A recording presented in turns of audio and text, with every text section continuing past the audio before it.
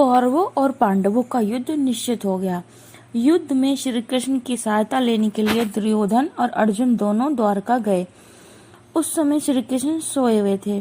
दुर्योधन पहले पहुंचा और उसे श्री कृष्ण के चरणों में जाकर बैठना चाहिए, किंतु वह तो मूर्ख और अभिमानी था। उसने विचार किया कि मैं बहुत बड़ा इज्जतदार राजा हूँ, भला इनके चरणों में क्यों बैठूं।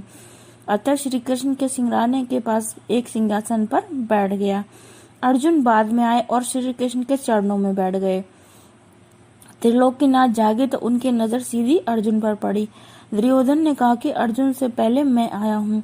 भगवान ने कहा कि तुम चाहे पहले आए हो, किंतु मेरी नजर तो पहले अर्जुन पर ही पड़ी है। अर्जुन भगवान के चरणों में बैठे थे, इसीलिए उनकी नजर सबसे पहले अर्जुन पर ही पड़ी। दुर्योधन मूर्ख था, जो तो भगवान क्या करे। फिर भी श्री कृष्ण ने कहा कि तुम दोनों आए हो, अतः मैं दोनों की सहायता करूंगा।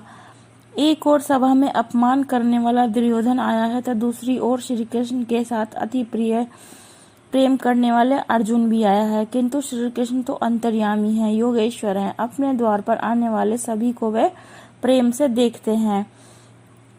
श्री कृष्ण महान गृहस्थ हैं और महान सन्यासी भी हैं। सन्यासी का अर्थ ये नहीं कि उन्होंने भगवे कपड़े पहन लिए, किंतु श्री कृष्ण सभी को प्रेम से एक ही नजर से देखते हैं, फिर चाहे उनके आंगन में दुर्योधन आए चाहे अर्जुन।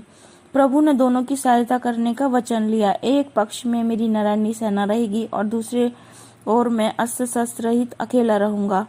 दुर्योधन ने विचार किया कि ये कोई लड़ने वाले नहीं और मुझे जरूरत है लड़ने वालों की। उसने सेना मांगी। दुर्योधन को मांगना नहीं आया। भगवान ने अर्जुन से कहा कि देखो, मैं लड़ूंगा नहीं, किंतु अर्जुन ने कहा कि महाराज, मैं आपको जरा भी तकलीफ नहीं दूंगा, आप केवल मेरे साथ रहना। आप मेरे साथ रहेंगे तो मुझे शक्ति मिलेगी। लड़ूंगा मैं, पर आप साथ रहना। श्री कृष्ण अर्जुन के सारथी बने और रणभूमि में उसकी रक्षा की, उसे विजयी बनाया। भगवान के चरणों में जो झुकता है उसके सभी मनोरथ पूर्ण होते हैं।